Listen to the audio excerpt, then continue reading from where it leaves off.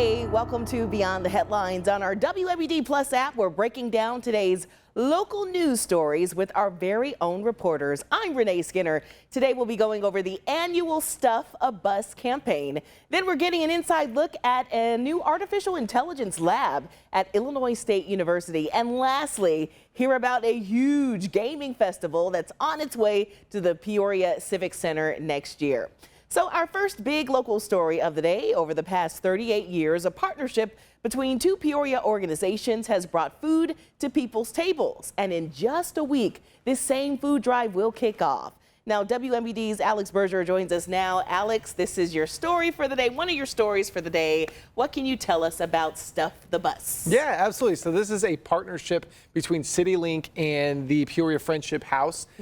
Basically what this is it is a drive to get as much non-perishable food as they can into one of their own CityLink buses. It's a vintage bus. Last year it was just one of their regular buses that's wrapped and says Stuff a Bus. But this year it'll be a vintage bus. We aren't too sure exactly what that means yet, but it will be, I'm sure, kind of a retro looking style. Scooby-Doo bus. Yeah, exactly. Scooby-Doo bus. Yeah, exactly. So this is what their standard one looks like. It is a, one that you would see on the normal public transit route. And as you can see in the video, what it is Kroger shoppers are just getting the food and then they put them in the bins and they put it in there. So that is the Stuff a Bus. Yeah. Wow, and it looks like, oh, you've already got some people. Maybe that's a volunteer, maybe that, oh, look at that, people already donating and getting those non-perishable items, I believe, right? Yes. Non-perishable items? Non-perishable, yes. Into Stuff the Bus. Now, I was reading that they want to collect 10 tons more of food. Yes. And when they do this drive, about 185,000 people get fed. Yeah. So, when you were at this story, did that surprise you much, or what was the vibe like when you were, getting this story done today? That does surprise me. I mean, Peoria Friendship House, they are one of the main food pantries in this city. So the amount of people they feed isn't necessarily surprising, but 10 tons or more of food. I mean, that is just so much food. We don't even eat that in ourselves in a year, Absolutely. So, well, you never know with this one over here. With Renee Skinner, you never know. It's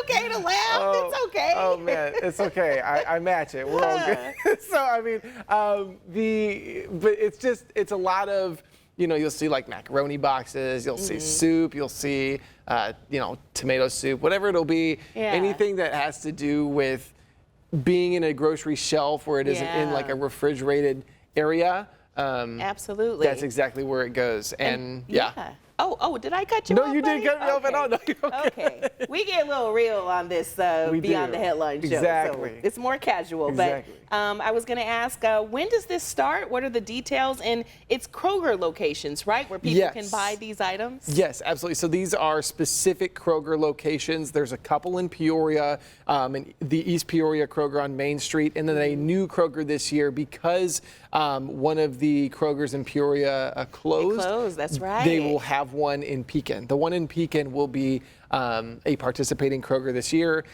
So people can go into Kroger, they can go to their shelves, do their normal shopping. At the end, they can set aside however much they want to purchase, put it in their cart, and then at the end after their purchase, they drop it in this little bin designated. It's kind of hard to miss at the very front of the store. They'll drop it in there just as you would for, sometimes they do it for pet supply. Sometimes they do it for that.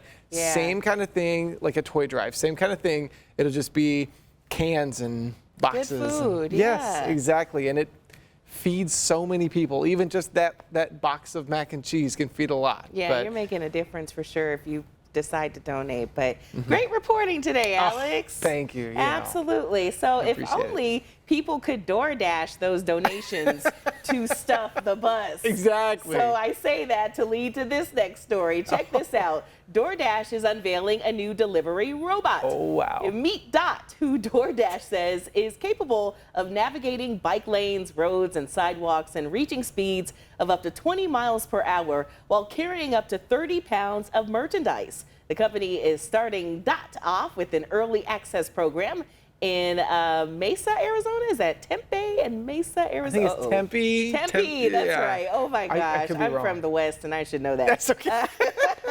That's okay. But this is pretty cool. I mean, what do you think about that? I think they want to focus on those like little quick small deliveries so that the real DoorDashers can focus on those bigger orders. So that might be Yeah. cool, but I could see people stealing those. Come on. Yeah, this is I don't know if I'm too confident in this because I can see this being for, a lot of DoorDashers will say, oh, my delivery's only $3. They didn't Yeah. even tip me, so like what's the point? And so this could probably, supplement that. Yeah. But at the same time, similar to what you say, my questions that arise are are they going to steal it? And two, how do they keep it clean? Oh my God. Like it's out on a public road, on public sidewalks. That is so true. Like, what are we doing? I'm very worried about the cleanliness of Dot. I am too. I'm concerned for his well-being, but at the same time, all of that goes away when he would deliver me some delicious food. Yeah. So Oh, as, yeah. as much as I'm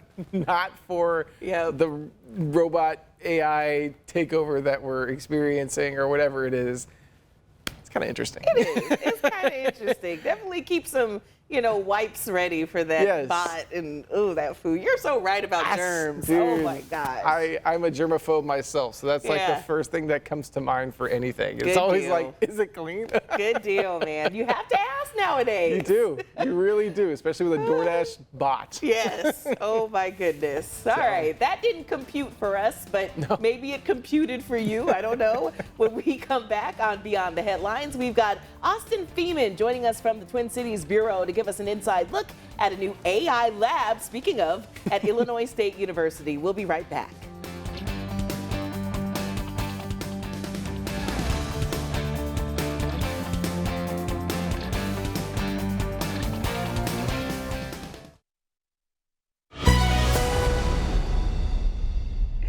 Hey there, another big local story of the day. Illinois State University in Normal combining two of their majors to make a medical program using machine learning. WMBD's Austin Feeman joining us now from the Twin Cities Bureau with more on what exactly this program is and what it could do for patients. Austin, first, good evening. And then we want to know, what is this AI lab all about? Yeah, thank you, Renee. Good evening to you too. Basically, this entire AI lab, it's going to predict irregular heartbeats. Now, I know that sounds like, what does that mean? What does that mean? Here's what that means. It basically will allow the machine, the AI, will be able to recognize an irregular heartbeat and predict it for the future, and then that allows medical professionals to make diagnoses, catching it early. That way they can make changes and treat them accordingly.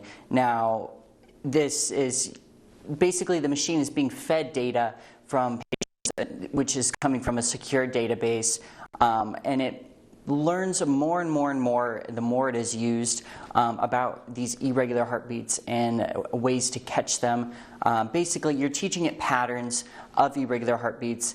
That way it can detect it in someone else. Now, and all of this could very well save someone's life because, some irregular heartbeats, they can cause strokes, they can cause some other life-threatening symptoms, and so this really could save someone's life. It is if it is up and running and used properly.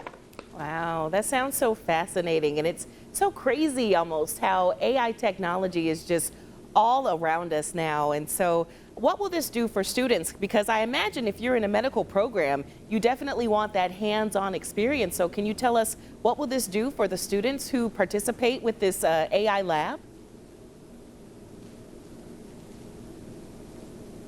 Yeah, so basically ISU is combining two different majors. They're combining their nursing program and their computer science program. Now you first hear that and you're like, wait, what? What are they doing? But if you think about it, it makes sense. The computer science majors handle the AI part of it, and the nursing majors handle the medical side of it, irregular heartbeats and whatnot. And so this, it will help students learn more about what they are doing in their field. You know, they are taking that classroom experience and they're bringing it into the real world where they can apply it and learn even more from that experience. And also they can be part of something new and developing. You know, AI is, I don't want to say brand new, but it is up and coming, and new things are being learned with AI every single day. So this is just allowing some students to be a part of something that is completely brand new, and also work with some people that they may never work with again. You know, nursing and computer science majors, completely different majors coming together, working in tandem to make this project work. Oh, awesome. Austin, that sounds just so great. I'm so glad that you got to share with us what students are doing at ISU with this AI program, this AI lab. Thank you so much for sharing this. Great reporting as always. And now I'm rethinking that AI boyfriend I have on my phone, but you know, glad that AI is being used for other great things. So thank you, Austin, for that report. All righty. Well, on an awkward note, we have Alex back to check this out. We went from, you know, detecting irregular heartbeats to AI to. You about got me with the AI boyfriend thing. Austin didn't find that funny. I wasn't even like shown on camera yet, but yeah, here, we'll go ahead with the kicker. Yeah, okay, well, check this out. This may make you fall in love. Chunk, a towering brown bear with a broken jaw, swept the competition Tuesday in the popular Fat Bear Week contest. Oh, Chunk. The annual online competition allows viewers to follow 12 bears on live webcams and cast ballots in a bracket-style single elimination tournament that lasts a week. Chunk's weight was estimated at 1,200 pounds by contest organizers who do not weigh individual bears during the contest, of course, due to safety concerns. Oh my, and he has a broken jaw and he's able to just chow it down. He is just, I love this competition, and I love that we have something like this because this is just so unique. I saw something that said that the bears don't even know. They're doing this to the bears. The bears are just going about their life, and they're like, so sad. They're like, yeah, look at the fat bear. And really, honestly, are the bears even that fat? They just kind of look like bears to They me. do. They do. I saw a little Pudge with what was his name? I don't know his name. Chunk? The bear that Chunk. Chunk, yeah. I saw a little Pudge there. Hey. But yeah, you know, that's body positivity. If That's you exactly. think about it. And we're nearing the cold months. Sure. That's their time to, like, you know, pack it on. You know, that's my motto in life. That's every winter. And my parents are like, okay, watch it. But no, it's winter. Come on. Need that friction for your thighs. Oh my God. So we've got one more local story for you when we return on Beyond the Headlines. We're sitting down with more of Alex Berger. He's still going here. to keep making us laugh. We'll be right back. Oh man.